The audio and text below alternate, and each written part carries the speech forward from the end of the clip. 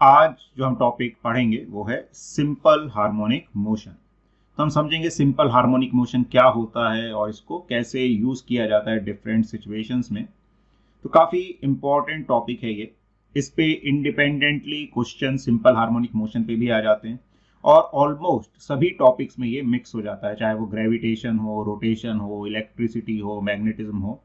कई जगह पर इसको यूज किया जाता है दूसरे क्वेश्चंस में कि सिस्टम एसएचएम करेगा तो उसका टाइम पीरियड क्या होगा, फ्रीक्वेंसी क्या होगी, इस तरह से इसको यूज किया जाता है। तो हम आज इसको अच्छे से समझेंगे। तो सबसे पहले हम समझते हैं कि पीरियोडिक मोशन और ऑसिलेटरी मोशन क्या होता है। तो देखो, पीरियोडिक मोशन क्या होता है? ऐसा कोई भी मोशन जो अपने आप को रेगुलर इंटरवल के बाद रिपीट करता है एक डेफिनेट पाथ के अलावा। ठीक है, तो उस मोशन को क्या बोला जाता है? पीरियोडिक मोशन बोला जाता है।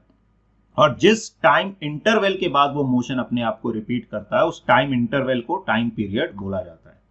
ठीक है, तो कोई भी ऑब्जेक्ट या पार्टिकल अगर एक डेफिनेट पाथ के अलोंग मोशन को फिक्स टाइम इंटरवल्स के बाद रिपीट करता है then it is called periodic motion, और उस टाइम इंटरवल को टाइम पीरियड बोला जाता है। जैसे example, motion of planets around the sun. तो जो प्लैनेट सन के अबाउट रिवॉल्व करते हैं उनका एक फिक्स टाइम इंटरवल होता है जिसको हम टाइम पीरियड बोलते हैं। ऐसे motion of pendulum of a wall clock. तो वॉल क्लॉक का जो पेंडुलम है उसका मोशन भी कैसा होता है? पीरियोडिक मोशन होता है। उसके बाद ऑसिलेटरी मोशन। ऑसिलेटरी मोशन किसको बोला जाता है? टू एंड फ्रो टाइप का मोशन। जैसे कोई पार्टिकल ऐसे ऐसे इस तरह से ऑसिलेट कर रहा है, या हम ऐसे मान लें कि ऐसे ऐसे आगे पीछे बार बार इस तरह से अगर कर रहा है वो मोशन, तो उसको ऑसिलेटरी मोशन बोला जाता है। ठीक है, जैसे स्प्रिंग से ब्लॉक अटैच्ड है उसका मोशन हो गया, सिंपल पेंडुलम का मोशन हो गया। तो यही हम यहाँ पर बता रहे हैं कि the motion of body is said to be oscillatory और vibratory if it moves back and forth about a fixed point after regular interval of time। ठीक है, जो फिक्स्ड पॉइंट है जिसके अबाउट ये ऑसिलेशंस होते हैं उसको इक्विलिब्रियम पोजीशन बोल देते हैं।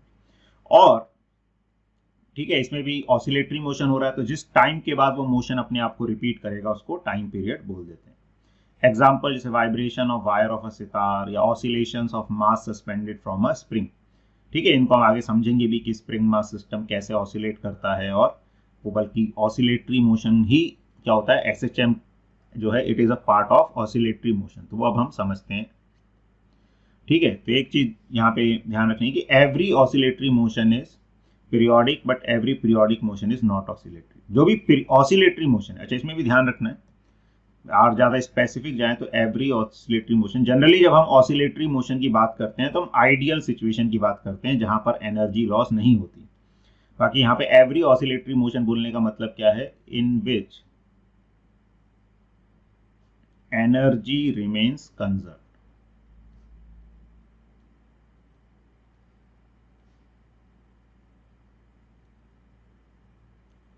ठीक है, तो जिन ऑसिलेटरी मोशंस में एनर्जी कंजर्व रहती है वो पीरियोडिक भी होंगे, लेकिन हर एक पीरियोडिक मोशन ऑसिलेटरी हो ये जरूरी नहीं है। फिर सिंपल हार्मोनिक मोशन। तो simple harmonic motion oscillatory motion का ही एक स्पेशल केस होता है जिसमें एक तो एनर्जी कंजर्व रहती है, दूसरा जो इंपॉर्टेंट पॉइंट होता है कि जो उसका पे लगने वाला फोर्स है पार्टिकल पे। देखो, ऑसिलेटरी मोशन कभी भी होता है किसके अबाउट? स्टेबल इक्विलिब्रियम पोजीशन के अबाउट। तो अगर स्टेबल इक्विलिब्रियम पोजीशन है उसके अबाउट ऑसिलेटरी मोशन होता है कि उससे हम पार्टिकल को राइट की तरफ ले गए तो फोर्स कहाँ की तरफ लगने लगा? लेफ्ट की तरफ। लेफ्ट की तरफ ले गए तो फोर्स कहाँ की तरफ लगने लगा? राइट की तरफ। यानी कि जो फोर्स है वो पार्टिकल को वापस अपनी पोजीशन की तरफ लाने की कोशिश करता है। इस तरह से ये स्टेबल इक्विलिब्रियम का मतलब होता है कि इक्विलिब्रियम मतलब वहां पे पार्टिकल इक्विलिब्रियम पर है, उस पर नेट फोर्स जीरो है, लेकिन वहां से अगर हम डिस्प्लेस करेंगे राइट में या लेफ्ट में तो क्या करेंगे? फोर्सेस उसको वापस अपनी इक्विलिब्रियम पोजीशन की तरफ लाने की कोशिश करते हैं, टेंडेंसी रखते हैं। तो इस तरह के मोशन को स्टेबल इक्विलिब्रियम बोलते हैं। इसी तरह की पोजीशन पे पार्टिकल क्या करता है? ऑसिलेट करता है। अब अगर उस ऑसिलेशन में ये जो फोर्स है ये डिस्प्लेसमेंट के प्रोपोर्शनल भी हो जाए, एफ जो है एक्स के प्रोपोर्शनल हो जाए, तो फिर उसको सिंपल हार्मोनिक मोशन या एसएचएम बोला जाता है। ठीक है, और एसएचएम में जो टोटल मैकेनिकल एनर्जी है वो सिस्टम की क्या रहती है? कंजर्व रहती है। ठीक है, अब इसमें भी दो तरह के होते हैं, एक तो लीनियर एसएचएम और एक एंगुलर एसएचएम। तो लीनियर एसएचएम में क्या होता है, फोर्स डिस्प्लेसमेंट के प्रोपोर्शनल होता है। माइनस साइन ये शो कर रहा है कि फोर्स डिस्प्लेसमेंट के ऑपोजिट डायरेक्शन में एक्ट करता है, कि अगर डिस्प्लेसमेंट राइट की तरफ है तो फोर्स लेफ्ट की तरफ लगेगा, डिस्प्लेसमेंट लेफ्ट की तरफ है तो फोर्स राइट की तरफ लगेगा। और ऐसी एक्सीलरेशन भी हम देखें तो डिस्प्लेसमेंट के प्रोपोर्शनल होता है। और अगर एंगुलर एसएचएम है तो उसमें टॉर्क जो है वो एंगुलर डिस्प्लेसमेंट के प्रोपोर्शनल होता है। जैसे अगर हम एक सिंपल पेंडुलम की बात करें तो इसको अगर हमने यहां से डिस्प्लेस किया, हमने थीटा अगर इसको एंटी क्लॉकवाइज डिस्प्लेस किया, तो जो टॉर्क है वो इस पे क्लॉकवाइज लगेगा और वो टॉर्क थीटा के क्या हो जाएगा, प्रोपोर्शनल हो जाएगा। तो ये एंगुलर एसएचएम की कंडीशन आती है। तो इस तरह से ये हमें थोड़ा सा आइडिया होना चाहिए। अब comparison between linear and angular SHM, तो आगे हम पढ़ेंगे इन सब चीजों के बारे में, लेकिन आपको थोड़ा बहुत आइडिया होगा तो हम इसको एक बार यहाँ पे समझते हैं क्या कंपैरिजन हम कर सकते हैं लीनियर और एंगुलर एसएचएम में। तो लीनियर एसएचएम में जो फोर्स है वो डिस्प्लेसमेंट के डायरेक्टली प्रोपोर्शनल होता है, एंगुलर एसएचएम में टॉर्क एंगुलर डिस्प्लेसमेंट के डायरेक्टली प्रोपोर्शनल होता है। इसमें फोर्स को माइनस के एक्स ऐसे लिख सकते हैं, मतलब प्रोपोर्शनलिटी कांस्टेंट को के बोल दिया, टॉर्क को यहाँ पे माइनस सी थीटा ऐसे लिख सकते हैं। ठीक है, कि रिस्टोरिंग फोर्स कांस्टेंट है, सी रिस्टोरिंग टॉर्क कांस्टेंट है। एक्सीलरेशन यहां से निकालेंगे, फोर्स होता है मास इनटू एक्सीलरेशन, तो acceleration would be minus k by m into x. Torque होता है आई इंटू एल्फा, तो एल्फा निकालेंगे तो minus c by I into theta.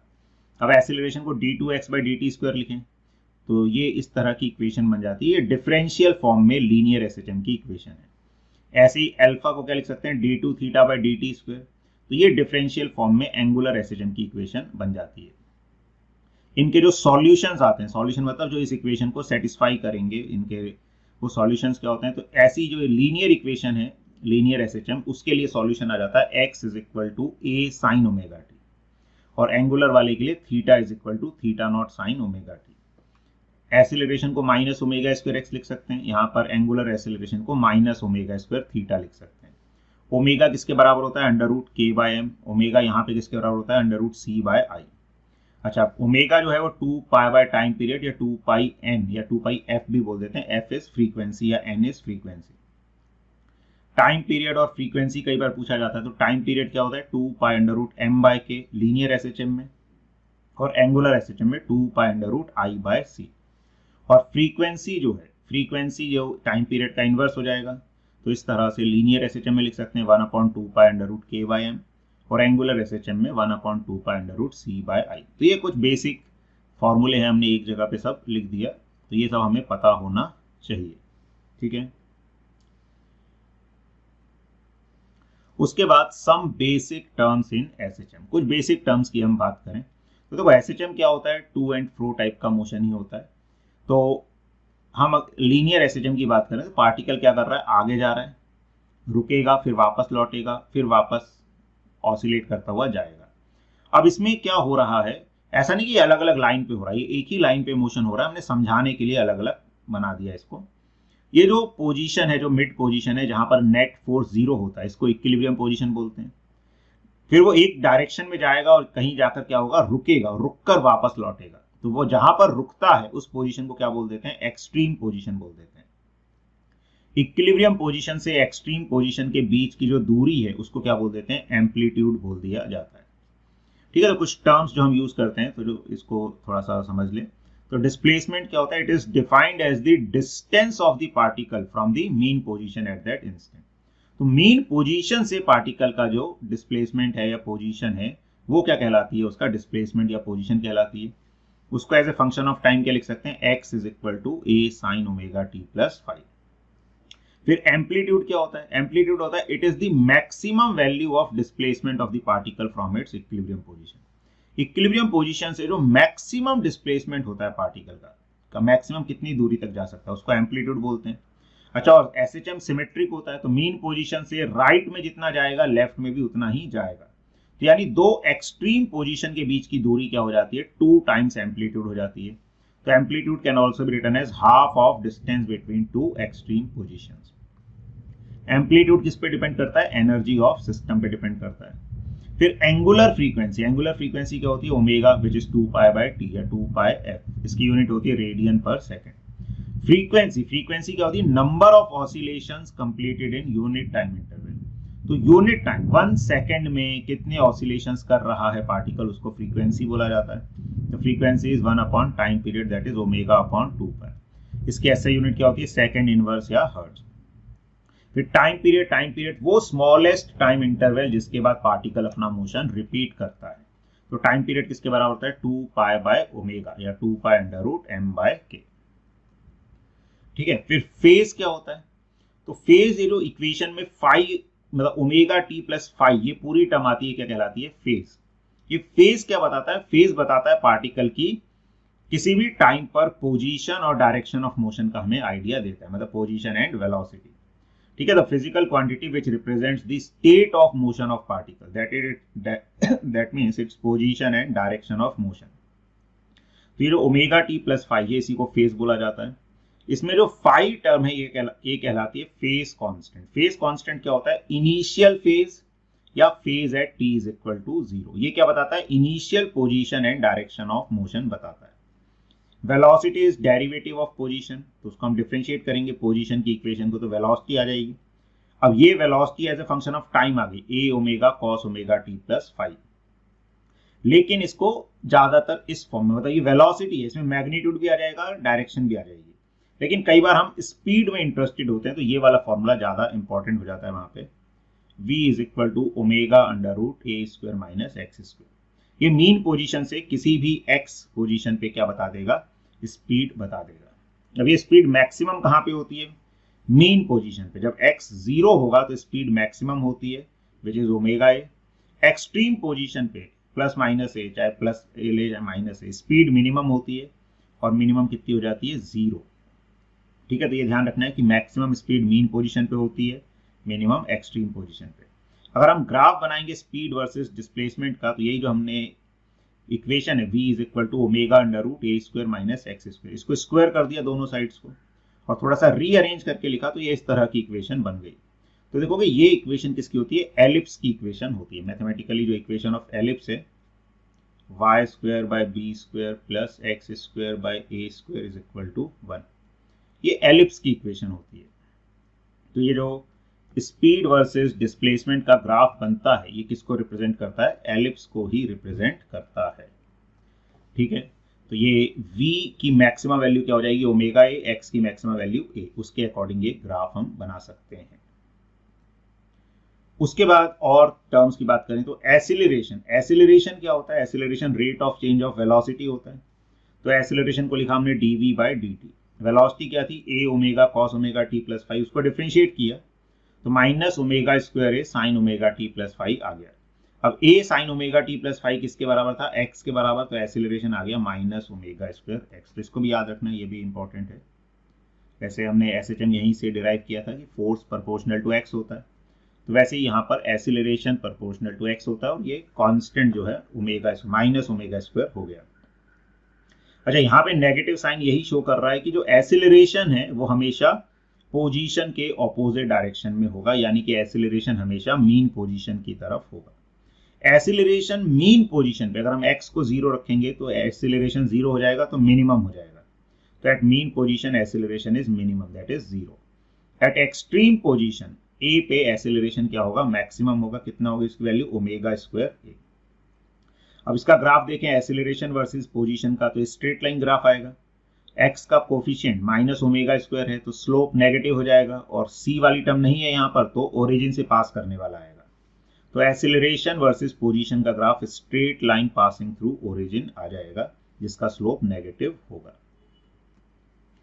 अच्छा, अब हम एसएचएम को यूनिफॉर्म सर्कुलर मोशन के प्रोजेक्शन जैसा भी देख सकते हैं। ये भी हमें कई बार हेल्प करता है सिचुएशंस को एनालाइज करने में, प्रॉब्लम्स को सॉल्व करने में। तो हम क्या मान सकते हैं कि मान लो एक पार्टिकल एक सर्कल में मूव कर रहा है, कितने रेडियस के सर्कल में, a रेडियस के सर्कल में मूव कर रहा है। इसका रेडियस जो है a है, ठीक है, और उसने स्टार्टिंग की मोशन इधर से टॉप मोस्ट पोजीशन से, इसको हमने इनिशियल पोजीशन, या मतलब यहां से मोशन हम एक्चुअली हम मोशन कैसा मान रहे हैं, पार्टिकल का क्लॉकवाइज डायरेक्शन में मान रहे हैं, और एंगल किससे ले रहे हैं, पॉजिटिव वाई एक्सिस से कंसीडर कर रहे हैं। तो टी टाइम में वो कितना रोटेट कर जाएगा, अगर कांस्टेंट ओमेगा से घूम रहा है तो ओमेगा टी रोटेट कर जाएगा, तो वाई एक्सिस से उसका एंगल हो गया ओमेगा टी। ठीक है, अब ये जो ए है रेडियस इसका, इसके हम प्रोजेक्शन ले तो एक्स एक्सिस पे इसका प्रोजेक्शन मतलब एक परपेंडिकुलर डालेंगे, तो इसका जो एक्स कोऑर्डिनेट है वो किसके बराबर आ जाएगा, ए साइन ओमेगा टी, जो कि एसएचएम की इक्वेशन होती है। ऐसे ही हम वाई एक्सिस पे भी प्रोजेक्शन ले सकते हैं। अगर वाई एक्सिस पे प्रोजेक्शन लेंगे ये वाला, तो y किसके बराबर आ जाएगा, y is equal to a cos omega t, ये भी एसएचएम की इक्वेशन होती है। तो अगर पार्टिकल सर्कल में यूनिफॉर्म एंगुलर वेलोसिटी से मूव कर रहा है तो उसका प्रोजेक्शन एक्स एक्सिस पर एसएचएम कर रहा होगा, जिसकी इक्वेशन इस तरह की आ जाएगी, y एक्सिस पर भी एसएचएम कर रहा होगा, जिसकी इक्वेशन इस तरह से आ जाएगी। तो हम इसको क्या कर सकते हैं, कई बार यूज कर सकते हैं। कभी पार्टिकल का फेज कांस्टेंट निकालना होता है, टाइम निकालना होता है एक पोजीशन से दूसरी पोजीशन तक जाने में, ठीक है, या फिर फेज डिफरेंस पूछा जाता है। तो आगे जब हम प्रॉब्लम्स करेंगे तो उसको समझेंगे कैसे यूज किया जाता है। बस अभी हमको ये समझना है कि अगर पार्टिकल हमने सर्कल पे क्लॉकवाइज मूव करता हुआ मान लिया और एंगल हम पॉजिटिव वाई एक्सिस से मेजर कर रहे हैं, तो एक्स एक्सिस वाला प्रोजेक्शन भी एसएचएम की इक्वेशन देगा। वो कौन सी इक्वेशन आएगी, ए साइन ओमेगा टी, और इसमें फाई भी हो सकता है। अगर t इज इक्वल टू 0 पे पार्टिकल यहाँ पे नहीं होता, टॉप मोस्ट पॉइंट पे कहीं आगे होता, तो y एक्सिस से जो उसका एंगल है उसको हम फिर फाई बोल देते। मतलब अगर मान लो t इज इक्वल टू 0 पे पार्टिकल यहाँ पर था, तो फिर उसका ये इनिशियल एंगल क्या कहलाता है, जो इनिशियल फेज कांस्टेंट है फाई। और फिर इसके बाद अगर वो कांस्टेंट ओमेगा से घूम रहा है तो यहाँ t टाइम में कितना घूम जाएगा, ओमेगा टी, तो ये उसका टोटल एंगल y एक्सिस से क्या हो जाएगा, ओमेगा टी प्लस फाई, जो नेट हम फेज की बात करते हैं। तो ये थोड़ा सा आइडिया हमें होना चाहिए। इसके बाद graphical representation of displacement, velocity and acceleration in SHM. तो जैसे हमने देखा डिस्प्लेसमेंट की इक्वेशन क्या आती है, A sine omega T, velocity उसका derivative A omega cos omega T, cos omega T को हम लिख सकते हैं sine omega T plus 90 degree, तो ये आ गया A omega sine omega T plus pi by 2। और एक्सीलरेशन वेलोसिटी का भी डेरिवेटिव, तो minus omega square A sine omega T, तो रहेगा omega square A sine omega T plus pi, यानी कि 180 डिग्री। तो देखो साइन फंक्शन का ग्राफ कैसा बनता है, साइन फंक्शन का ग्राफ ऐसा बनता है, t इज इक्वल टू 0 पे 0 हो जाएगा, ठीक है, फिर t/4 टाइम पे वैल्यू मैक्सिमम हो जाएगी। तो इस तरह से ये साइन फंक्शन का ग्राफ बनता है। अब वेलोसिटी, अगर डिस्प्लेसमेंट साइन फंक्शन का ग्राफ है, वेलोसिटी कॉस फंक्शन का ग्राफ है, या sign omega T plus pi by 2 आ रहा है, तो फिर वो ऐसा बन जाएगा, t इज इक्वल टू 0 पे मैक्सिमम, और इस तरह से। इसको हम ऐसा भी बोलते हैं कि पाई बाय 2 आ रहा है कि वेलोसिटी और डिस्प्लेसमेंट के बीच में कितने का फेज डिफरेंस होता है, पाई बाय 2, और प्लस पाई बाय 2 आ रहा है, तो हम ऐसा बोल देते हैं velocity leads displacement by phase angle of pi by 2, कि वेलोसिटी डिस्प्लेसमेंट को पाई बाय 2 के फेज एंगल से लीड करती है, ठीक है। और ऐसी एक्सीलरेशन देखें तो एक्सीलरेशन वेलोसिटी में पाई बाय 2 वाली टर्म और ऐड हो रही है, तो एक्सीलरेशन वेलोसिटी को लीड करता है पाई बाय 2। या इसका देखें तो ग्राफ नेगेटिव साइन का आ रहा है, साइन ओमेगा टी के साथ एक नेगेटिव टर्म लगी हुई है। ओमेगा स्क्वायर ये जस्ट क्या बता रहा है, मैक्सिमम वैल्यू, कि मैक्सिमम कहां तक जाएगा, यानी फंक्शन टाइम के साथ ऐसे वेरी कर रहा है, sign omega T, minus sign omega t, और यहाँ साइन ओमेगा टी। तो इसका ऑपोजिट बन जाएगा, जैसे पोजीशन का बना था उसका ऑपोजिट ग्राफ बन जाएगा। तो ध्यान रखना, कई बार ऑब्जेक्टिव क्वेश्चन आ जाते हैं, एक ग्राफ दे देते हैं, दूसरा सेलेक्ट करना है। तो सिंपल से क्या ध्यान रखना है कि जब पोजीशन 0 है वेलोसिटी मैक्सिमम होगी, ठीक है। अब इसमें भी पोजीशन 0 यहां पर भी है, वेलोसिटी यहाँ मैक्सिमम पॉजिटिव होगी या नेगेटिव, वो कैसे देख सकते हो, स्लोप से। यहां पर मैं इस पॉइंट पर देखूं तो पोजीशन टाइम ग्राफ का स्लोप कैसा आ रहा है, पॉजिटिव, यानी वेलोसिटी पॉजिटिव में मैक्सिमम होनी चाहिए, तो पॉजिटिव मैक्सिमम। जब पोजीशन मैक्सिमम है तो वेलोसिटी 0। इस तरह से हम ऑप्शन सेलेक्ट कर सकते हैं करेक्ट आंसर का। और पोजीशन और वेलोसिटी देखनी है तो पोजीशन और एक्सीलरेशन देखना है तो पोजीशन का जैसा ग्राफ बनेगा एक्सीलरेशन का उसका जस्ट ऑपोजिट बन जाएगा। वेलोसिटी और एक्सीलरेशन में देखना है तो जहां वेलोसिटी मैक्सिमम होगी तो एक्सीलरेशन 0 होगा, और फिर स्लोप से ही देख सकते हैं यहां भी हम, ठीक है, कि वेलोसिटी यहाँ पर 0 है, एक्सीलरेशन क्या होगा, मिनिमम होगा, सॉरी वेलोसिटी मैक्सिमम होगी, एक्सीलरेशन 0 होगा, वेलोसिटी 0 होगी तो एक्सीलरेशन मैक्सिमम होगा। मैक्सिमम किसमें होगा, मैग्नीट्यूड में मैक्सिमम होगा। बाकी पॉजिटिव या नेगेटिव साइन हम स्लोप से देख सकते हैं। यहाँ पे स्लोप नेगेटिव आएगा तो नेगेटिव वैल्यू आ जाएगी, यहाँ पे स्लोप पॉजिटिव आएगा तो पॉजिटिव वैल्यू आ जाएगी। तो इस तरह से हमें थोड़ा सा आइडिया होना चाहिए। ऑब्जेक्टिव क्वेश्चंस में पूरा सॉल्व करने की जरूरत नहीं है, कुछ बेसिक पॉइंट्स का हमें ध्यान रखना है। उसके बाद हम बात करें एनर्जी ऑफ एसएचएम की। तो एसएचएम की एनर्जी एक तो गई काइनेटिक एनर्जी। काइनेटिक एनर्जी क्या होगी, हाफ एम वी स्क्वायर, यानी कि हाफ एम वी क्या है, ओमेगा अंडर रूट ए स्क्वायर माइनस एक्स स्क्वायर, तो उसको सब्स्टिट्यूट कर देंगे तो half M omega square into A square minus x square. अब एम ओमेगा स्क्वायर जो है यही के होता है, जैसे हमने देखा था ओमेगा को कैसे डिफाइन किया था, under root k by M. तो के किसके बराबर हो गया, एम ओमेगा स्क्वायर के बराबर हो गया। तो हमने एम ओमेगा स्क्वायर को के लिख दें, तो इसको एनर्जी को, काइनेटिक एनर्जी को ऐसे भी लिख सकते हैं, हाफ के into A square minus x square. ठीक है, फिर अगर टाइम के फंक्शन में बात करें तो वेलोसिटी हमने सब्स्टिट्यूट कर दी। वेलोसिटी क्या थी, omega A cos omega T plus theta, तो वो सब्स्टिट्यूट कर दी तो काइनेटिक एनर्जी आ गई half m a square omega square cos square omega T plus theta. इसमें भी एम ओमेगा स्क्वायर को के लिख सकते हैं और इस तरह से ये रिजल्ट आ जाएगा। अच्छा, काइनेटिक एनर्जी की मैक्सिमम वैल्यू कितनी आएगी, हाफ के ए स्क्वायर। कब आएगी, जब एक्स 0 हो जाएगा, यानी कि मीन पोजीशन पे जहां स्पीड मैक्सिमम होती है वहीं पर काइनेटिक एनर्जी मैक्सिमम हो जाएगी और मिनिमम हो जाएगी 0 एक्सट्रीम पोजीशन पे। और अगर एवरेज काइनेटिक एनर्जी निकालेंगे एक टाइम इंटरवल में, 0 से t मतलब इन वन टाइम इंटरवल, तो वो कितनी आ जाती है, 1/4 के A square. Maximum kinetic energy की आधी आ जाती है। और काइनेटिक एनर्जी की जो फ्रीक्वेंसी है वो एसएचएम की फ्रीक्वेंसी से क्या होती है, डबल।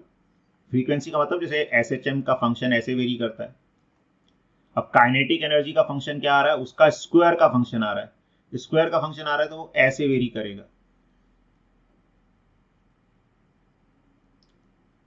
ठीक है, तो ये देखोगे इतने टाइम के बाद रिपीट हो रहा है ये वाला फंक्शन, ये वाला फंक्शन यहीं पे रिपीट हो जाएगा, यानी कि आधे टाइम में ही रिपीट हो जाएगा। तो टाइम पीरियड आधा हो जाएगा, फ्रीक्वेंसी क्या हो जाएगी, डबल हो जाएगी। फिर पोटेंशियल एनर्जी पोजीशन के फंक्शन में क्या होती है, हाफ के एक्स स्क्वायर। तो जैसे हमने देखा यहाँ पे फोर्स स्प्रिंग जैसा होता है, तो एनर्जी भी स्प्रिंग जैसी आ जाएगी, हाफ के एक्स स्क्वायर। ठीक है, और x की वैल्यू सब्स्टिट्यूट कर दें, a sine omega T plus theta, तो ये ऐसे half K A square sine square omega T plus theta आ जाएगी as a function of time. ठीक है, उसके बाद मैकेनिकल एनर्जी की हम बात करें तो जो मैकेनिकल एनर्जी है ये क्या हो जाएगी, sum of kinetic energy and potential energy, this is the mechanical energy. तो ये क्या आ जाएगी, काइनेटिक एनर्जी क्या थी, half K A square minus x square, potential energy is half K X square, तो ये आ जाएगी हाफ के ए स्क्वायर। तो ये देखोगे कांस्टेंट आ गई, यानी एसएचएम में टोटल मैकेनिकल एनर्जी जो है वो क्या रहती है, कंजर्व रहती है, कांस्टेंट रहती है। ग्राफिकल वेरिएशन अगर हम देखें एनर्जी का तो क्या होगा, तो काइनेटिक एनर्जी क्या आ रही है, half K A square minus x square, एक क्वाड्रेटिक इक्वेशन आ रही है, एक्स स्क्वायर का कोफिशिएंट नेगेटिव है मतलब डाउनवर्ड पैराबोला, तो काइनेटिक एनर्जी ऐसा डाउनवर्ड पैराबोला बन जाएगा। Potential energy half K X square एक अपवर्ड पैराबोला बन जाएगा। ठीक है, और टोटल एनर्जी कांस्टेंट है हाफ के स्क्वायर, तो वैसा ही बन जाएगा। और x इज इक्वल टू, जैसे 0 पे बात करेंगे तो काइनेटिक एनर्जी तो क्या हो गई, kinetic energy is maximum, potential is 0। Extreme position पे kinetic 0, potential maximum, total energy will remain constant. और ये जो एक यहाँ पे कट करेंगे दोनों ग्राफ, वो क्या बता रहा है, इस पॉइंट पे काइनेटिक एनर्जी और पोटेंशियल एनर्जी दोनों बराबर होगा। अच्छा, जो मैक्सिमम वाला पॉइंट है किसको रिप्रेजेंट कर रहा है, हाफ के ए स्क्वायर। और अगर दोनों एनर्जीज बराबर होंगी तो किसके बराबर होंगी, ये 1/4 के ए स्क्वायर के बराबर होंगी। और वो किस पॉइंट पे होंगी, प्लस माइनस a/√2, तो a/√2 और माइनस a/√2। ऐसा क्वेश्चन भी आया था अभी, ठीक है ना, जेई में, तो कि किस पॉइंट पे काइनेटिक और पोटेंशियल एनर्जी बराबर होती है। तो दोनों के एक्सप्रेशंस को इक्वेट करके भी हम पॉइंट निकाल सकते हैं, या इस पोजीशन को याद भी रखा जा सकता है कि a/√2 और माइनस a/√2 पे पोजीशन जो है, मतलब काइनेटिक एनर्जी और पोटेंशियल एनर्जी बराबर होगी। उसके बाद स्टेप्स टू शो एसएचएम, कि कोई सिस्टम एसएचएम कर रहा है या नहीं कर रहा है, कैसे हम शो कर सकते हैं। तो ये जनरल स्टेप्स हैं। कोई भी सिस्टम अगर एसएचएम करेगा तो हम इस तरह से उसको शो कर सकते हैं, चाहे वो ग्रेविटेशन में कर रहा हो, चाहे रोटेशन में कर रहा हो, चाहे इलेक्ट्रोस्टैटिक्स में कर रहा हो, मैग्नेटिज्म में कर रहा हो, कहीं भी कर रहा हो। तो सबसे पहले इक्विलिब्रियम पोजीशन फाइंड करो, फिर डिस्प्लेस करो पार्टिकल को उस इक्विलिब्रियम पोजीशन से स्मॉल अमाउंट एक्स से, ठीक है।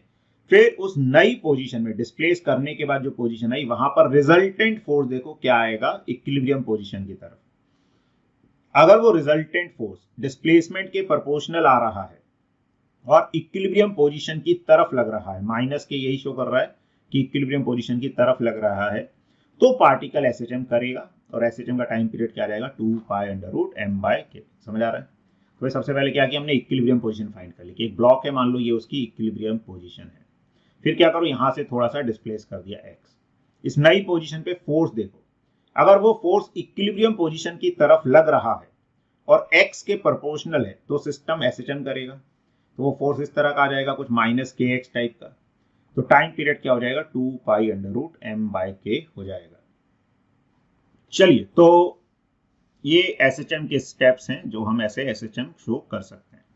नाउ एसएचएम कैसे सिस्टम्स जनरली एसएचएम करते हैं, कॉमन सिस्टम्स जो हैं, ऐसे तो एसएचएम कई सिस्टम्स कर सकते हैं, लेकिन कॉमन सिस्टम्स जो है तो जनरली स्प्रिंग मास सिस्टम हम देखें तो स्प्रिंग का फोर्स वैसा ही होता है जैसा एसएचएम के लिए रिक्वायर्ड होता है, -kx टाइप का।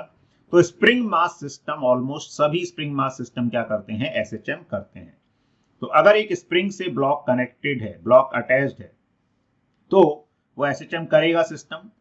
उसका टाइम पीरियड क्या आता है 2π√m/k। एक हम समझ भी लेते हैं आया कैसे, ठीक है, और आगे उसको जरूरत पड़े तो आप अपने हिसाब से फिर देख सकते हैं।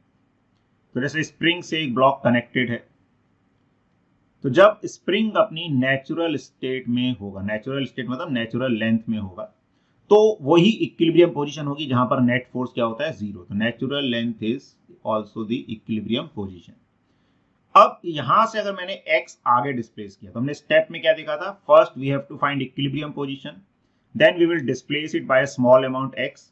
इन the new position we have to find force towards mean position और इक्विलिब्रियम पोजीशन। तो हम जानते हैं स्प्रिंग क्या करता है, वापस अपनी नेचुरल लेंथ की तरफ लाने की कोशिश करता है। और ये जो फोर्स लगेगा, अगर स्प्रिंग का फोर्स कांस्टेंट k है तो k x के बराबर होगा। अच्छा, यहाँ माइनस साइन जो आता है वो डायरेक्शन को शो करता है। तो डायरेक्शन मैंने ऑलरेडी शो कर दी कि डायरेक्शन कहां की तरफ है, पीछे की तरफ, तो मुझे माइनस लगाने की जरूरत नहीं है। तो फोर्स का मैग्नीट्यूड क्या हो गया, kx के बराबर हो गया। तो अब ये फोर्स x के प्रोपोर्शनल है और इक्विलिब्रियम पोजीशन की तरफ लग रहा है, यानी कि सिस्टम एसएचएम करेगा।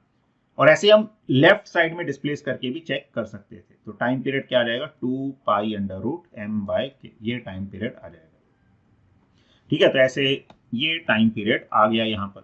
ऐसे अगर एक वर्टिकल स्प्रिंग मास सिस्टम है, ये भी एसएचएम करेगा, इसका भी टाइम पीरियड क्या रहेगा 2π√m/k। लेकिन इसमें डिफरेंस क्या होगा, इसमें डिफरेंस ये होता है कि जो नेचुरल लेंथ है, मतलब जब स्प्रिंग अपनी ओरिजिनल लेंथ में है, वो इक्विलिब्रियम पोजीशन नहीं होगी। नेचुरल लेंथ मतलब स्प्रिंग अपनी नेचुरल लेंथ में है, इक्विलिब्रियम पोजीशन मतलब जहां पर नेट फोर्स 0 है। तो नेट फोर्स कहां पे 0 होगा, तो इस पे नीचे लग रहा है mg।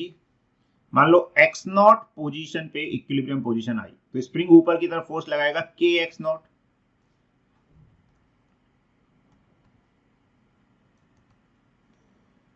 तो ये kx0 is equal to mg आ जाएगा। तो x0 is equal to mg/k। तो ये इसकी क्या हो जाएगी, इक्विलिब्रियम पोजीशन। तो पहले केस में नेचुरल लेंथ ही इक्विलिब्रियम पोजीशन थी, अब नेचुरल लेंथ इक्विलिब्रियम पोजीशन नहीं होगी, इक्विलिब्रियम पोजीशन नेचुरल लेंथ से mg/k नीचे होगी। और इस पोजीशन के अबाउट वो एसएचएम करेगा और टाइम पीरियड आएगा 2π√m/k। यहां से एक इंपॉर्टेंट पॉइंट ये भी सीखने वाला है कि जब हमने स्प्रिंग को वर्टिकल कर दिया तो वर्टिकल में एक और फोर्स लगने लगा mg, which is a constant force. तो एक बहुत इंपॉर्टेंट पॉइंट है, कई जगह हमको हेल्प करता है कि जो कांस्टेंट फोर्स होता है, constant force does not affect time period or frequency of linear SHM। तो अगर कांस्टेंट फोर्स लग रहा है तो वो लीनियर एसएचएम के टाइम पीरियड और फ्रीक्वेंसी को अफेक्ट नहीं करता है। क्या करता है, सिर्फ मीन पोजीशन को चेंज कर देता है। It only changes the mean position, ये सिर्फ मीन पोजीशन को चेंज करता है, तो ये ध्यान रखना है। तो mg कांस्टेंट फोर्स है, ऐसी कहीं पर भी कांस्टेंट फोर्स लग रहा है तो ध्यान रखना है कि मीन पोजीशन चेंज होगी, टाइम पीरियड या फ्रीक्वेंसी में फर्क नहीं पड़ेगा। और अगर स्प्रिंग का भी मास दे दिया, वैसे कुछ नहीं दिया तो स्प्रिंग को हमेशा मासलेस मानना है। वैसे ये केसेस हमारे आते नहीं कोर्स में, लेकिन एक बार जेई में पूछा जा चुका है तो हमें पता होना चाहिए, एटलीस्ट फॉर्मूला पता होना चाहिए कि अगर स्प्रिंग का मास है ms, ब्लॉक का मास है m, तो ये सिस्टम जो एसएचएम करेगा इसका टाइम पीरियड क्या आ जाता है, 2 pi under root m plus ms by 3 divided by k। तो इसको एज ए फॉर्मूला ही याद कर लें कि अगर स्प्रिंग का मास दिया हुआ है ms तो टाइम पीरियड उस केस में ऐसा आ जाएगा, मतलब हम ब्लॉक का effective mass m plus ms by 3 मान सकते हैं, और इस तरह से टाइम पीरियड याद रखना है हमें। उसके बाद स्प्रिंग्स के कॉम्बिनेशन के भी क्वेश्चंस आ जाते हैं कि स्प्रिंग्स को सीरीज में पैरेलल में कनेक्ट किया तो टाइम पीरियड क्या होगा, या इफेक्टिव स्प्रिंग कांस्टेंट क्या होगा, तो वो अब हम डिस्कस करते हैं। तो अगर स्प्रिंग सीरीज में कनेक्टेड है, इस तरह से सीरीज मतलब एंड टू एंड कनेक्टेड है एक दूसरे से, तो ऐसे केस में टेंशन हर स्प्रिंग में क्या रहती है, सेम। अगर एंड टू एंड कनेक्टेड होते हैं स्प्रिंग तो उनमें टेंशन क्या रहती है, सेम, लेकिन एक्सटेंशन अलग अलग हो सकता है। हो सकता है K1 वाले में एक्सटेंशन आए x1, K2 वाले में एक्सटेंशन आए x2, ठीक है। Extension can be different but tension will be same. तो इसका जो इफेक्टिव स्प्रिंग कांस्टेंट है वो क्या होता है, उसको वैसा ही आता है जैसा रेजिस्टर्स में पैरेलल में आता है, 1/k equivalent is 1/k1 plus 1/k2, इस तरह का आ जाता है। और टाइम पीरियड क्या आ जाएगा, 2 pi under root m/k equivalent, ठीक है। इसमें एक्चुअली टेंशन सेम रहती है तो ये भी हमें ध्यान रखना है, टेंशन सेम रहेगी। तो ये K1 x1 के बराबर होगी, which is also equal to K2 x2, और ये किसके बराबर हो जाती है, K इक्विवेलेंट, अगर हम एक इक्विवेलेंट मान ले, और उसका नेट एक्सटेंशन क्या आएगा, x1 प्लस x2, इस तरह से, ठीक है। तो कई बार इस पे भी क्वेश्चंस आ सकते हैं मतलब टेंशन के बारे में। तो टेंशन हर स्प्रिंग में क्या रहेगी, सेम। और इक्विवेलेंट का मतलब है इन दोनों को हटाकर अगर मैंने एक सिंगल स्प्रिंग लगा दिया तो उसका K इक्विवेलेंट जो होगा वो क्या होगा कि सेम टाइम पीरियड आए, तो उसका net extension x1 plus x2 हो जाएगा, ठीक है। फिर सीरीज कॉम्बिनेशन में टेंशन सेम होती है हर एक स्प्रिंग में, एक्सटेंशन डिफरेंट होते हैं, जो भी हमने डिस्कस किया। In series combination extensions of spring will be reciprocal of its spring constant. जैसे हम देखें टेंशन बराबर है तो एक्सटेंशन आएगा 1/k1 के प्रोपोर्शनल आ जाएगा 1/k2। तो सीरीज में एक्सटेंशन जो आते हैं स्प्रिंग के वो स्प्रिंग कांस्टेंट के रेसिप्रोकल, मतलब अगर k ज्यादा है तो उसमें एक्सटेंशन क्या आएगा, कम। सेम चीज कंप्रेशन के लिए भी बोल सकते हैं। फिर एक स्प्रिंग के लिए जो उसका स्प्रिंग कांस्टेंट है वो उसकी नेचुरल लेंथ के इनवर्सली प्रोपोर्शनल होता है, k is inversely proportional to l, यानी k प्रोपोर्शनल टू 1/l, यानी k1 l1 is equal to k2 l2 is equal to k3 l3। इसका यूज कब होता है, जैसे स्प्रिंग को हमने कट कर दिया, मान लो एक स्प्रिंग है, इसका स्प्रिंग कांस्टेंट है k, लेंथ है l, इसको हमने दो पार्ट्स में कट कर दिया, एक k1 जिसकी लेंथ है l1, एक K2 जिसकी लेंथ है L2। तो कट भी कर देंगे तो क्या चीज सेम रहेगी, KL का प्रोडक्ट सेम रहेगा, K1 L1 is equal to K2 L2 is equal to KL। तो इस तरह से हम कटे हुए पार्ट्स का K निकाल सकते हैं। ध्यान रखना है वो K बढ़ जाएगा, लेंथ कम करेंगे तो K बढ़ जाता है। ऐसे अगर हम एक स्प्रिंग को n पार्ट्स में कट कर देते हैं, ठीक है, तो एक पार्ट का K कितना हो जाएगा, n टाइम्स हो जाएगा। कैसे, एक स्प्रिंग को अगर हमने n पार्ट्स में कट किया, मतलब उसकी लेंथ L थी, k था, n पार्ट्स में कट किया तो क्या होगा, n पार्ट्स में कट करने पर हर एक की लेंथ L/n हो जाएगी। तो लेंथ L/n हो गई तो जो नया स्प्रिंग बनेगा उसके लिए k डैश बोल दें, k डैश इंटू L/n किसके बराबर हो जाएगा, k इंटू L के बराबर हो जाएगा। तो k dash is equal to n k के बराबर ये आ जाएगा। अगर पैरेलल में है स्प्रिंग तो पैरेलल में क्या होता है, ऐसे स्प्रिंग, दोनों स्प्रिंग या तीनों जितने भी स्प्रिंग है वो ब्लॉक से कनेक्टेड है डायरेक्टली। पैरेलल में क्या चीज सेम होती है, पैरेलल में सेम होता है एक्सटेंशन या कंप्रेशन। एक्सटेंशन और कंप्रेशन इज सेम, चाहे एक्सटेंशन हो चाहे कंप्रेशन हो, दोनों सेम होना चाहिए। इसमें के इक्विवेलेंट क्या आ जाता है, K1 प्लस K2, ये आ जाता है के इक्विवेलेंट।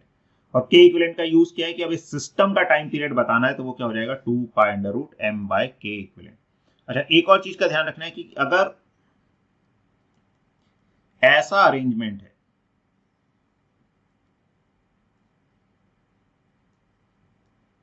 कि ये स्प्रिंग है K1, ये K2 और ये m, तो इसमें भी स्प्रिंग जो है सीरीज में ही कहलाते हैं।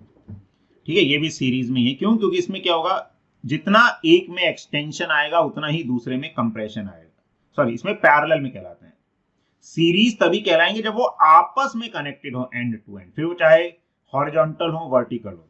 लेकिन अगर ब्लॉक से कनेक्टेड है इस तरह से, चाहे ऐसे दोनों कनेक्टेड है चाहे ऐसे कनेक्टेड है, तो ये भी पैरेलल में कहलाता है सिस्टम, क्योंकि जितना एक में एक्सटेंशन आएगा दूसरे में उतना ही कंप्रेशन आएगा। तो इसके लिए भी के इक्विवेलेंट K1 प्लस K2 के बराबर ही होगा, ये भी हमें ध्यान रखना है।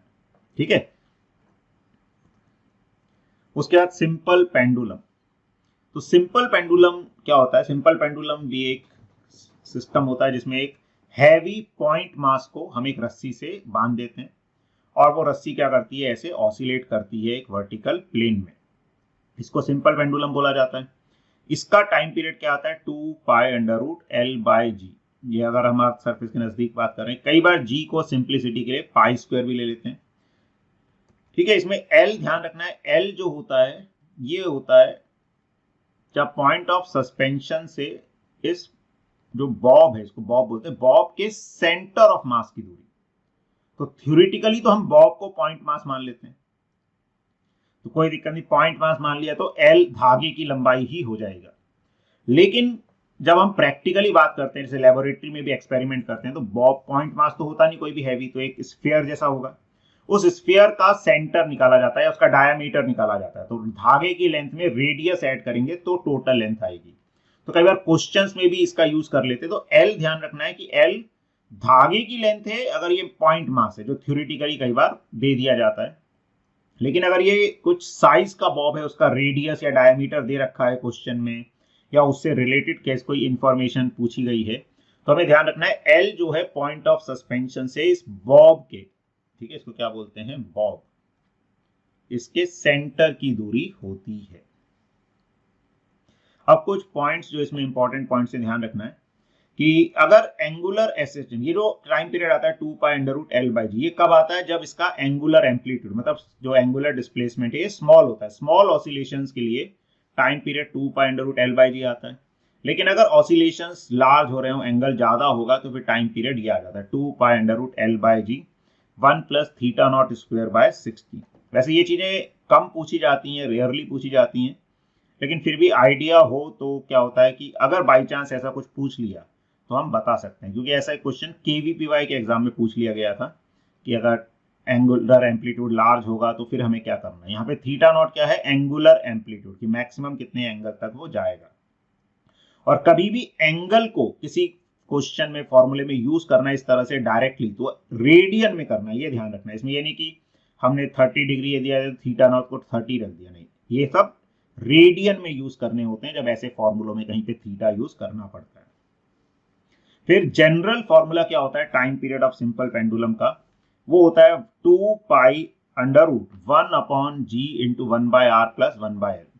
ठीक है, तो जनरल फॉर्मूला ये होता है, नॉर्मली आर क्या है, रेडियस ऑफ अर्थ, जो कितना होता है 6400 किलोमीटर। तो जनरली तो आर एल से बहुत बहुत ज्यादा होता है, तो 1 बाय आर जो है इसको हम नेग्लेक्ट कर सकते हैं 1 बाय एल के कंपैरिजन में। तो इसलिए क्या बच जाता है, यहाँ पे सिर्फ 1 बाय एल बचता है।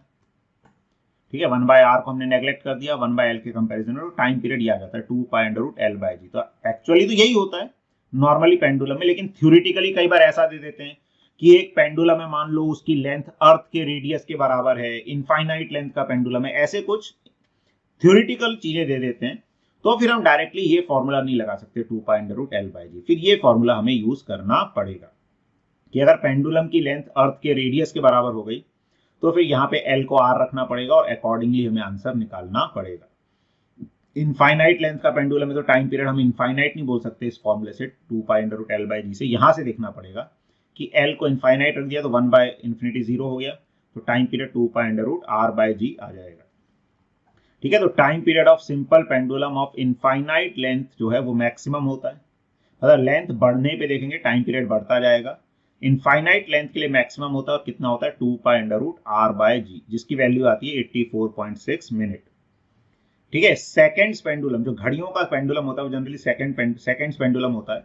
वो एक एक्सट्रीम से दूसरी एक्सट्रीम तक जाने में 1 सेकंड लेता है, वापस आने में 1 सेकंड लेता है, तो उसका टाइम पीरियड क्या होता है 2 सेकंड। और एग्जैक्ट अगर उसकी लेंथ निकालेंगे तो लगभग 0.993 मीटर आती है, या अप्रोक्सीमेटली 1 मीटर के आसपास हम बोल सकते हैं।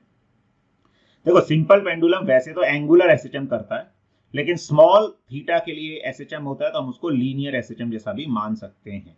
तो लीनियर एसएचएम में जैसे हम क्या कर सकते हैं कि वो स्मॉल एसएचएम कर रहे हैं, तो अगर उसका angular amplitude, angular displacement theta है, लेंथ एल है, तो इसको एक लीनियर एसएचएम में इस लेंथ को एल थीटा मान सकते हैं। जैसे आर्क लेंथ होती है, arc length is equal to क्या होता है रेडियस इंटू एंगल, तो वैसे इसको माना जा सकता है। ठीक है, अच्छा, टाइम पीरियड जो है अगर पेंडुलम की बात कर रहे हैं, सिंपल पेंडुलम की, इंक्रीज करता है। टाइम पीरियड इंक्रीज करने का मतलब एक एक्सट्रीम से दूसरी एक्सट्रीम तक जाने में ज्यादा टाइम लग रहा है। तो अगर टाइम पीरियड इंक्रीज करता है, ज्यादा टाइम लग रहा है, तो घड़ी क्या हो जाती है स्लो हो जाती है। और अगर टाइम पीरियड डिक्रीज करता है, तो जल्दी जल्दी ऑसिलेशन होने लगे तो घड़ी फास्ट हो जाती है। तो ये टर्मिनोलॉजी यूज रखनी है। कई बार पूछ लेते हैं वॉच फास्ट होगी स्लो होगी, तो अगर टाइम पीरियड बढ़ जाएगा, टाइम पीरियड बढ़ने का मतलब है धीरे धीरे ऑसिलेशन हो रहे हैं, तो घड़ी क्या हो जाएगी स्लो। या इसको फ्रीक्वेंसी से डायरेक्टली रिलेट कर सकते हैं कि फ्रीक्वेंसी बढ़ जाएगी तो घड़ी फास्ट हो जाएगी, फ्रीक्वेंसी कम हो जाएगी तो घड़ी स्लो हो जाएगी। उसके बाद time period of simple pendulum in accelerating reference frame. तो अगर कोई फ्रेम एसिलरेट कर रहा है और उसमें पेंडुलम है, ठीक है, जैसे मान लो एक लिफ्ट है, ये एसिलरेट कर रही है, ऊपर जा रही है, कुछ भी है, इसमें पेंडुलम है, नीचे जा रही है, ऐसा कोई भी केस है, तो उसमें हमें जी की जगह क्या यूज करना पड़ता है G effective. T is equal to 2π√L/g effective. G effective is effective acceleration in accelerating reference system. ठीक है, तो एसिलरेटिंग रेफरेंस सिस्टम में जो इफेक्टिव एसिलरेशन होगा वो जी इफेक्टिव होता है, which is the resultant of g vector and a vector. ठीक है, तो ये हो गया एसिलरेशन जो है किसके रिस्पेक्ट में होता है, पॉइंट ऑफ सस्पेंशन का विद रिस्पेक्ट टू ग्राउंड। जैसे सिंपल केसेस में अगर हम बात करें तो ये सिंपल केसेस यही होते हैं कि ए अगर ऊपर की तरफ है तो जी इफेक्टिव क्या हो जाता है जी प्लस ए। अगर एसिलरेशन नीचे की तरफ है तो जी इफेक्टिव क्या हो जाता है जी माइनस ए। और अगर एसिलरेशन हॉरिजॉन्टल डायरेक्शन में होता है तो फिर जी इफेक्टिव, अब एम जी कहाँ लगेगा नीचे, एम में कहाँ लगेगा पीछे, मतलब सूडो फोर्स और एम जी का रिजल्टेंट होता है बेसिकली। तो √g² प्लस a², ये आ जाता है। ये कुछ चीजें हमें ध्यान रखनी है। अच्छा, ये फॉर्मूला लेकिन लगेगा तब जब जी इफेक्टिव क्या आएगा कांस्टेंट आ जाएगा। ठीक है, जो जनरल फॉर्मूला था पिछली स्लाइड में वो एक बार दोबारा दिखा देता हूं, किसी ने रिक्वेस्ट की। ये होता है general formula, time period is 2π√1/g into 1/r plus 1/l, r radius of earth, l length of pendulum।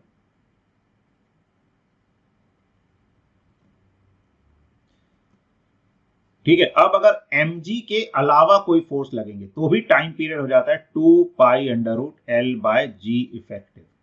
ठीक है, इसमें जी इफेक्टिव क्या होता है, जी और जो एक्स्ट्रा फोर्स लग रहा है उनका रिजल्टेंट एसिलरेशन जो आएगा। मतलब इसको एक एग्जांपल से समझाओ कि मान लो एक पेंडुलम है, इसका मास है m, चार्ज है q।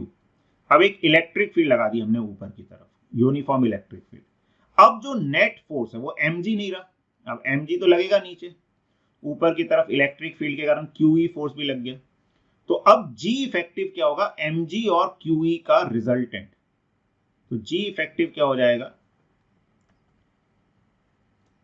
तो यहां लिख देता हूं मैं, जी इफेक्टिव हो जाएगा mg नीचे लगा, QE ऊपर लगा, ये नेट फोर्स हो गया डिवाइडेड बाय मास। इस तरह से जी इफेक्टिव निकाल सकते हैं अगर mg के अलावा कोई और कांस्टेंट फोर्स भी लग रहा है तो इस तरह के केसेस कई बार पूछे जाते हैं। जनरली सिंपल पेंडुलम का डायरेक्ट क्वेश्चन तो कम आते हैं, लेकिन ऐसे मिक्स करके आ जाते हैं कि कोई और फोर्स लग रहा है, एसिलरेटेड फ्रेम है, तो टाइम पीरियड क्या होगा।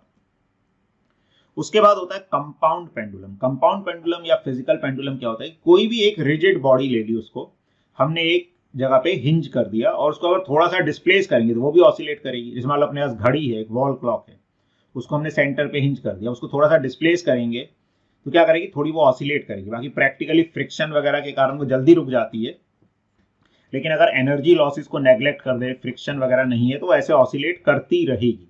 उसी अरेंजमेंट को कंपाउंड पेंडुलम बोला जाता है। ठीक है, अब यहाँ पे C जो है, ये मान लो सेंटर ऑफ मास की पोजीशन है, ये पॉइंट ऑफ सस्पेंशन है, इन दोनों के बीच की डिस्टेंस है L, पॉइंट ऑफ सस्पेंशन और सेंटर ऑफ मास के बीच की। ठीक है, दिस डिस्टेंस इज L। तो इसका टाइम पीरियड क्या होता है, तो ऐसे सिस्टम का टाइम पीरियड होता है 2 pi under root I by mgl। I जो है मोमेंट ऑफ इनर्शिया होता है अबाउट पॉइंट ऑफ सस्पेंशन, मतलब जहां पे टांगा हुआ है उस पॉइंट के अबाउट मोमेंट ऑफ इनर्शिया है I, और उस पॉइंट से सेंटर की दूरी है L। तो time period T is equal to 2 pi under root I by mgl। और I भी ध्यान रखना पॉइंट ऑफ सस्पेंशन के अलावा कैसे निकाल सकते हैं, ICM प्लस ml स्क्वायर करके उसको फाइंड किया जा सकता है।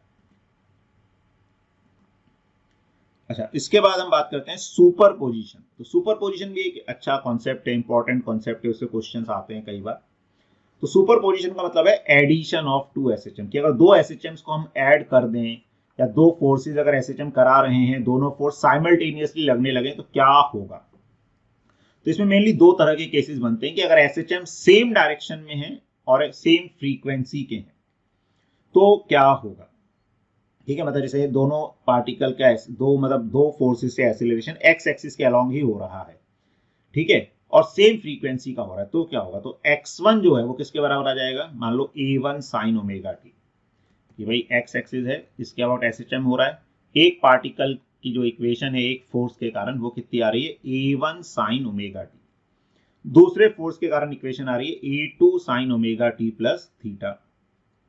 तो इन दोनों को जब मिलाएंगे, ऐड करेंगे, तो नेट मोशन जो आएगा उसकी इक्वेशन क्या आएगी, तो नेट इक्वेशन क्या आ जाएगी, x1 plus x2, that is a1 sin omega T plus a2 sin omega T plus theta. अगर दोनों की फ्रीक्वेंसी सेम है, ओमेगा सेम है, तो हम इन दोनों को मिलाकर एक सिंगल इक्वेशन में लिख सकते हैं a sin omega T plus 5। और अगर कभी भी अगर हम एक सिंगल इक्वेशन में, सिंगल ऐसे फंक्शन में एक्सप्रेस कर पा रहे हैं a sin ओमेगा टी में या a cos omega T type का, तो वो एसएचएम को रिप्रेजेंट करता है। तो इन दोनों को हम एक सिंगल फंक्शन में लिख पा रहे हैं ऐसे, तो ये एक एसएचएम की इक्वेशन आ जाएगी जिसका एम्पलीट्यूड क्या होगा, under root a1 square plus a2 square plus 2a1 a2 cos theta, और जो फाई है ये क्या होगा, tan inverse a2 sin theta upon a1 plus a2 cos theta. देखोगे ये रिजल्ट्स वैसे ही आ रहे हैं जैसे वेक्टर्स के आते हैं, दो वेक्टर्स को ऐड करते हैं।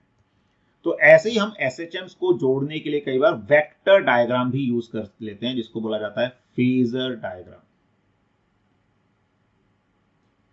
तो सुपर पोजिशन में फेजर डायग्राम यूज कर सकते हैं। तो फेजर डायग्राम में क्या करते हैं, जो वेक्टर का जो किसके लिए यूज करते हैं, साइनोसोइडल फंक्शन। एसएचएम कैसे फंक्शन है, साइन कोसाइन के फंक्शन है, तो जहां भी ऐसे साइन कोसाइन के फंक्शन आ रहे हैं उनको ऐड करने के लिए फेजर डायग्राम यूज कर सकते हैं। तो जो एम्पलीट्यूड है उसको कैसे मानते हैं, वेक्टर के मैग्नीट्यूड की तरफ। जैसे पहली इक्वेशन है a1 sin ओमेगा टी, तो उसको एक वेक्टर की तरह मान सकते हैं जिसका एम्पलीट्यूड कितना हो गया, मतलब मैग्नीट्यूड a1 हो गया। दूसरी इक्वेशन है a2 sin omega T plus theta, तो उसको एक वेक्टर की तरह मान सकते हैं जिसका मैग्नीट्यूड कितना हो गया, a2, और a1 और a2 के बीच का जो एंगल है वो फेज डिफरेंस के बराबर हो गया, कि दोनों के बीच का जो फेज डिफरेंस है वो कितना है, थीटा। तो इस तरह से हम a1 a2 को दो वेक्टर्स की तरह मान सकते हैं। अब इन दो वेक्टर्स का जो रिजल्टेंट आएगा वही क्या हो जाएगा, दोनों के सुपरपोजिशन या एडिशन का रिजल्टेंट आ जाएगा। ठीक है, तो ये क्या आ गया, under root a1 square plus a2 square plus 2a1 a2 cos theta, और ये रिजल्टेंट का जो एंगल आएगा a1 वेक्टर से, ये क्या हो जाएगा, फाई हो जाएगा, जो इस नई फाइनल इक्वेशन में आएगा। तो दोनों के सुपरपोजिशन को हम एक साथ लिख सकते हैं। तो क्या होता है, अगर दो ही एसएचएम्स हैं उनको हम ऐड कर रहे हैं तो ठीक है, डायरेक्ट हम फॉर्मूले से भी कर सकते हैं। लेकिन अगर दो से ज्यादा एसएचएम्स कई बार ऐड करने हैं, तो जैसे वेक्टर्स भी दो से ज्यादा ऐड करने होते हैं, कैसे करते हैं हम उसको, वेक्टर डायग्राम बना के या कंपोनेंट्स लेके करते हैं। तो वैसे केस में फेजर डायग्राम हमें ज्यादा हेल्प करता है। ये फिर एसी वाला जो चैप्टर है जिसमें ऑल्टरनेटिंग करंट हम पढ़ते हैं, उसमें भी साइनोसॉइडल फंक्शन आते हैं, उसमें भी फेजर डायग्राम हमें समझने में हेल्प करता है। तो इसकी हमें थोड़ी सी अच्छी अंडरस्टैंडिंग होनी चाहिए। ठीक है, अगर यहाँ पे थीटा जीरो हो गया मतलब दोनों सेम लाइन के अलॉन्ग हैं, दोनों का फेज डिफरेंस भी सेम है, मतलब फेज डिफरेंस जीरो है, तो फिर एसएचएम का जो एम्पलीट्यूड है वो क्या हो जाएगा, A1 प्लस A2 हो जाएगा। और अगर थीटा फाई हो गया तो एम्पलीट्यूड क्या हो जाएगा, A1 माइनस A2। तो थीटा जीरो पे हम बोलते हैं दोनों एसएचएम सेम फेज में है, थीटा 180 डिग्री बोलते हैं दोनों एसएचएम्स आउट ऑफ द फेज हैं। ठीक है, अगर सेम डायरेक्शन में है लेकिन डिफरेंट फ्रीक्वेंसीज के हैं, जैसे A1 sine omega 1t, A2 sine omega 2t, तो कभी भी डिफरेंट फ्रीक्वेंसीज के साइनसोइडल फंक्शन है उनको हम एक सिंगल फंक्शन में कभी एक्सप्रेस नहीं कर सकते। तो अलग अलग फ्रीक्वेंसी के अगर साइनसोइडल फंक्शंस हैं तो उनका रिजल्टेंट कभी भी एसएचएम नहीं हो सकता है, ये ध्यान ही रखना है। सेम फ्रीक्वेंसी वाले हैं सेम डायरेक्शन में तो वह एसएचएम होगा, और उस एसएचएम का एम्पलीट्यूड और फेज ऐसे निकाल सकते हैं, या तो फॉर्मूले से या यूजिंग दी फेजर डायग्राम। ठीक है, तो थ्योरी वाला पार्ट हमारा कवर हो गया। अब एक आध प्रॉब्लम कर लेते हैं, हमारे पास समय है। तो चलो, ये क्वेश्चन है, इसमें बताओ टाइम पीरियड क्या होगा। तो जल्दी से टाइम पीरियड बताओ कि इसका टाइम पीरियड क्या होगा। देखो, ये जो भी हमने पढ़ा ये एसएचएम के बेसिक कॉन्सेप्ट्स हैं। अब प्रॉब्लम्स तो अनेक हो सकते हैं, वो हम प्रॉब्लम सॉल्विंग क्लास में देखेंगे क्या क्या प्रॉब्लम हो सकते हैं। पानी के अंदर भी ऑब्जेक्ट एसएचएम कर सकता है, ग्रेविटी में अर्थ के अंदर भी हम टनल बना दे वहां एसएचएम हो सकता है, इलेक्ट्रोस्टैटिक्स में हो सकता है। तो वो सब एप्लीकेशंस हैं एसएचएम के, these are not the point of theory. बाकी ये है कि जब हम लॉन्ग टर्म कोर्सेज होते हैं तो उन सब एग्जाम्पल्स को टॉपिक में साथ में पढ़ा देते हैं, लेकिन क्रैश कोर्स है, शॉर्ट में हमें सब चीजें कवर करनी है, तो वो सब एक इनके एप्लीकेशंस हैं कि हम एसएचएम को कैसे डिफरेंट जगह पर अप्लाई कर सकते हैं। चलो, अब इसको क्या करोगे, तो इसको कंपेयर करना है हमें इक्वेशन से, d2x बाई dt स्क्वायर, ठीक है, is equal to minus omega square x. ये एसएचएम की इक्वेशन हमने देखी थी डिफरेंशियल फॉर्म में होती है, तो ये सब चीजें भी ध्यान रखनी होती हैं। अब हम कंपेयर करें तो ये जो इक्वेशन है d2x बाई dt स्क्वायर, इसको लिखूं तो माइनस 4x ऐसे लिख सकता हूं। कंपेयर करोगे तो कंपेयर करने से ओमेगा किसके बराबर आ जाएगा, 2 के बराबर आ जाएगा, है ना। ओमेगा स्क्वायर 4 आ गया तो ओमेगा 2 आ गया, तो time period is 2 pi by omega होता है, ओमेगा 2 के बराबर है, तो पाई second is the time period. ठीक है, तो ये टाइम पीरियड आ जाएगा। चलो, ये एक और क्वेश्चन है, इसको देखो कि इक्वेशन दे रखी है हमें एसएचएम की, एम्पलीट्यूड बताना है, टाइम पीरियड बताना है, मैक्सिमम स्पीड बतानी है और वेलोसिटी बतानी है 1 सेकेंड पे। तो देखो क्या आएगा आंसर।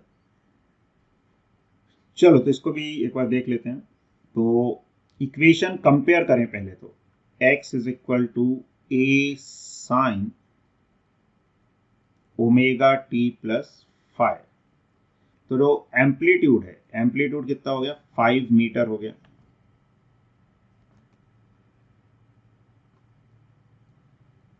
ओमेगा कितना हो गया, कंपेयर करेंगे तो पाई के बराबर हो गया। ठीक है, फाई तो पूछा नहीं है, फाई की जरूरत नहीं, तो हमको क्या पूछा था, एम्पलीट्यूड आ गया। Time period is 2 pi by omega, that is 2 second, तो ये टाइम पीरियड हो गया। Maximum speed is omega A, तो ओमेगा कितना है, पाई ए कितना है 5, तो ये आ गया 5 पाई मीटर पर सेकेंड। ये हमारे पास मैक्सिमम स्पीड आ गई। एक्सेलरेशन भी अगर कोई पूछता तो एक्सेलरेशन भी बता सकते थे, ए मैक्सिमम इज ओमेगा स्क्वायर ए होता है, तो ओमेगा स्क्वायर हो गया, पाई स्क्वायर ए हो गया 5, तो 5 पाई स्क्वायर आ जाता है। ठीक है, अब क्या पूछा है, वेलोसिटी। अच्छा, वेलोसिटी में ध्यान रखना है कि हम कई बार क्या करते हैं, 1 सेकेंड पे पोजीशन निकाल देते हैं। और फिर फॉर्मूला यूज कर लेते हैं, ये v is equal to omega under root A square minus x square. ये थोड़ा सा गलत हो जाता है कब, जब वेलोसिटी पूछा है। क्यों गलत हो जाता है? क्योंकि इससे सिर्फ मैग्नीट्यूड मिलेगा, डायरेक्शन नहीं मिलेगी, तो हमें डायरेक्शन के साथ बतानी होती है। तो इसलिए जब वेलोसिटी पूछा है तो हमें क्या करना है, पोजीशन को डिफरेंशिएट करो dx बाई dt और उसमें टाइम सब्सटीट्यूट करके निकालो। तो ये कितना आ जाएगा, 5 pi cos pi t plus pi by 3। इसमें t को 1 रखो, at t is equal to 1, v is equal to 5 pi cos pi plus pi by 3 आ जाएगा, cos 180 प्लस थीटा। ठीक है, तो जो थर्ड क्वाड्रेंट है इसमें आएगा cos नेगेटिव होता है तो नेगेटिव में आएगा, तो ये minus 5 pi cos pi by 3 आएगा। cos 60 डिग्रीज माइनस 1/2 तो माइनस 5 पाई बाय 2 आएगा। तो ये बस थोड़ा सा समझने वाली बात है कि जब वेलोसिटी पूछा है तो हम इस फॉर्मूले को यूज ना करें डायरेक्टली, तो किसको करें, टाइम के फंक्शन में हम वेलोसिटी निकालें और उसमें टाइम सब्सटीट्यूट करके जो भी पॉजिटिव या नेगेटिव आंसर आएगा वो हम बता देंगे। ठीक है, तो ये इसका यहां पर हमने ऐसे सॉल्यूशन दे रखा है। ठीक है, तो अब आज का सेशन यहीं एंड करते हैं। ठीक है,